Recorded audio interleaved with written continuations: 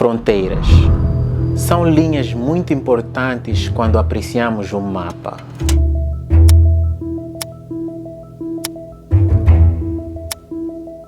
Até porque o que é considerado o fim da linha de um país é o início de um outro. E aí você se pergunta, quando é que um território é considerado um país? Quando ele tem fronteiras definidas, sua própria moeda, lei e constituição, um governo e um exército? Bem, a Somalilândia tem tudo isso e muito mais há 30 anos. Porém, mesmo assim, a Somalilândia não é um país. E tudo isso é porque nunca teve reconhecimento de ninguém durante todo esse tempo. Mas isso pode estar prestes a mudar, mas o preço dessa mudança pode ser o início de uma guerra.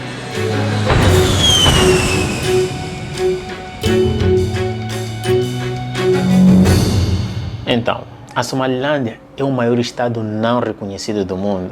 É só você olhar para qualquer mapa, Google Maps, qualquer mapa. E isso é porque até hoje considera-se que a Somalilândia faz parte da Somália, mesmo depois de ter autoproclamado a sua independência. Somalilândia tem uma história distinta, até leva alguns analistas a dizerem que o país tem fortes argumentos plausíveis para adquirir a sua independência. Então, qual é a história e motivos que fazem o caso da Somalilândia peculiar? Ok, vamos começar com algum contexto histórico. Os britânicos chegaram nesta região no início do século XIX e em 1887 os britânicos assumiram a maior parte do que hoje chamamos de Somalilândia, tornando-a um protetorado. No entanto, muitas tribos continuaram a resistir a esse invasor estrangeiro, mas isso durou até 1920, quando o território ficou totalmente sob domínio britânico. Enquanto isso, no resto da Somália moderna, uma potência europeia estrangeira diferente estava a assumir o controle. Itália estabeleceria a Somalilândia italiana em 1889. Ao longo da Somalilândia Oriental, o sultão Yusuf Ali Kennedy assinou um tratado com a Itália para fazer o seu sultanato de Robbio um protetorado italiano. Um ano depois, o rival de Kennedy, Osman Mohammud, do sultanato Majeerteen, juntamente com o sultanato Geledi, assinaram acordos semelhantes com a Itália, estabelecendo assim o protetorado da Somalilândia italiana. Nas décadas seguintes, a Itália transformou o protetorado em uma colônia oficial da coroa. A partir de então, a Itália invadiu a Etiópia junto à Eritreia, formando a África Oriental Italiana. No entanto, em 1939, estourou a Segunda Guerra Mundial.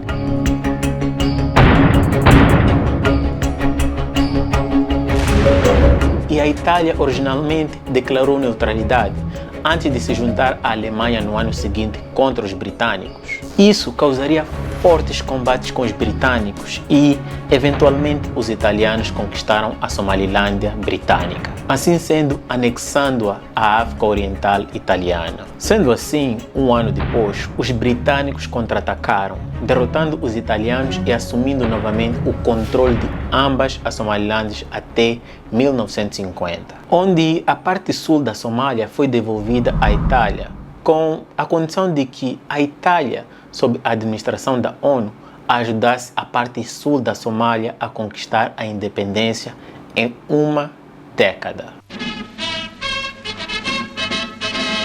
10 years of British administration in what was formerly Italian Somaliland were over. Now awaited the return of the Italians, who are to administer the territory under United Nations supervision.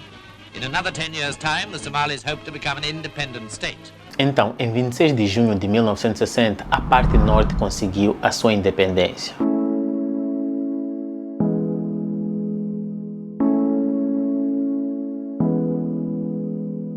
Por quanto tempo? Por 5 dias, onde foi reconhecida por 35 países. E você já deve estar a se perguntar, por que antes era reconhecida e agora não? Você já vai perceber e vai fazer algum sentido. Então, em 1º de julho de 1960, o mesmo aconteceu com a parte sul da Somália. E foi aí que a Somalilândia decidiu se unir com a Somália. Mas por quê? O objetivo era simples, de criar uma grande Somália, reunindo todas as pessoas de origem étnica somali em 5 países do Corno de África, incluindo o norte do Quênia, a Somália italiana, a Somalilândia francesa, a Etiópia Oriental. Este praticamente seria o primeiro passo para atingir esse objetivo, mas pouco eles sabiam que iriam querer voltar atrás. Em 1961, as formalidades acordadas de um tratado de união foram celebradas por ambos os países. Porém, o povo da Somalilândia não teve a voz na elaboração da Constituição da nova República Somali. Sendo deixados de lado, eles se sentiram burlados. Na maioria dos distritos da Somalilândia, o referendo sobre a Constituição realizado em 20 de junho de 1961 foi amplamente boicotado e rejeitado, em contraste da região da Somália, dando assim o início ao conflito entre as duas partes. Uma pequena revolta foi iniciada, mas seria rapidamente esmagada pelo governo central no mesmo ano. Em 1969, o presidente Abdulrashid Shermak foi assassinado, e o que se seguiu foi um golpe militar que tornou o general Siad Barre o novo presidente da Somália. Ele faria do país uma ditadura. E agora, sem autonomia, a maioria não queria permanecer como parte da Somália. Durante a década seguinte, o regime tornou-se cada vez mais autoritário. Em 1977, invadiu a região de Ogaden, na Etiópia, onde sofreu uma derrota humilhante que forçou a retirada da Frente de Libertação da Somália Ocidental para o norte da Somália, onde, sob o apoio do governo de Barre, antagonizaram, saquearam e atacaram civis locais do grupo étnico Isaac.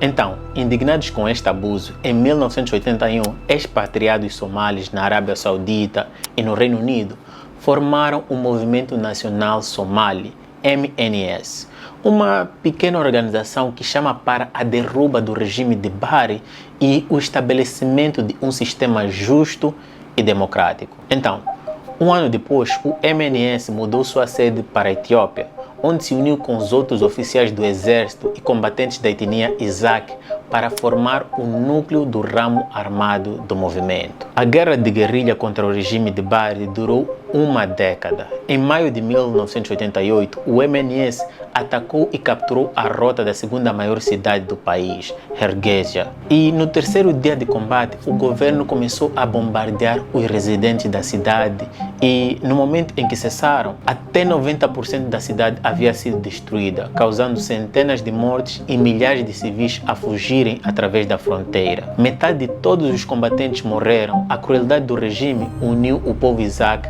atrás do MNS. Em junho de 1989, o MNS estava novamente a montar ataques ativamente em todo o noroeste em resposta ao regime. Barre iniciou uma campanha genocida contra o povo Isaac entre 1987 e 1989 e cerca de 200.000 membros da tribo Isaac foram mortos. No início de 1991, o MNS havia assumido o controle da grande maioria do noroeste da Somália e outra organização rebelde chamada Congresso Unido da Somália estava a fechar em torno de Mogadíscio e, em 26 de janeiro de 1991, o regime de Barre entrou em colapso, com Barre a fugir da capital Mogadíscio para o Quênia em um tanque.